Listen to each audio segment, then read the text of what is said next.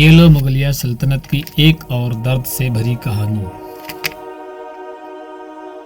मुगलिया सल्तनत की एक और दर्द भरी कहानी है शहजादी रजिया सुल्ताना की, जो हिंदुस्तान की पहली और आखिरी महिला सुल्तान थी। रजिया सुल्तान दिल्ली सल्तनत के सुल्तान इल्तुतमिश की बेटी थी।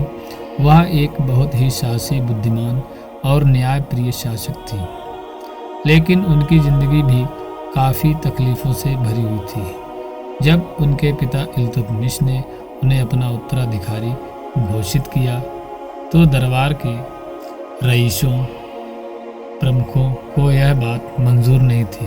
वे एक महिला को सुल्तान के रूप में नहीं देखना चाहते थे। रजिया ने सत्ता संभालने के बाद अपनी योग्यता और नेतृत्व क्षमता का परिचय दिया, लेकिन उनके खिलाफ षड्यंत्र लगातार चलते रहे। उनकी जिंदगी की सबसे बड़ी त्रासदी तब आ गई जब उनके अपने ही परिवार और दरबार के लोगों ने उनके खिलाफ विद्रोह कर दिया।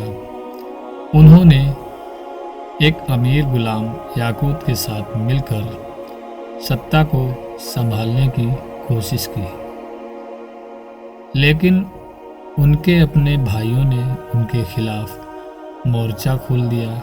आखिरकार रजिया को अपने सिंहासन से हाथ धोना पड़ा और उन्हें गिरफ्तार कर लिया गया। उनके भाई ने सत्ता हथिया ली और रजिया को कैद कर दिया। वह कैद से तो भाग निकली, लेकिन अंततः उन्हें धोखे से मारा गया। रजिया सुल्तान का दुखद अंत उनकी बहादुरी और नेतृत्व की मिसाल होते हुए भी समाज की उस पितृसत्तात्मक सोच को उजागर करता है, जिसने एक योग्य महिला को सत्ता से वंचित कर दिया और अंत में उनकी जान भी ले ली।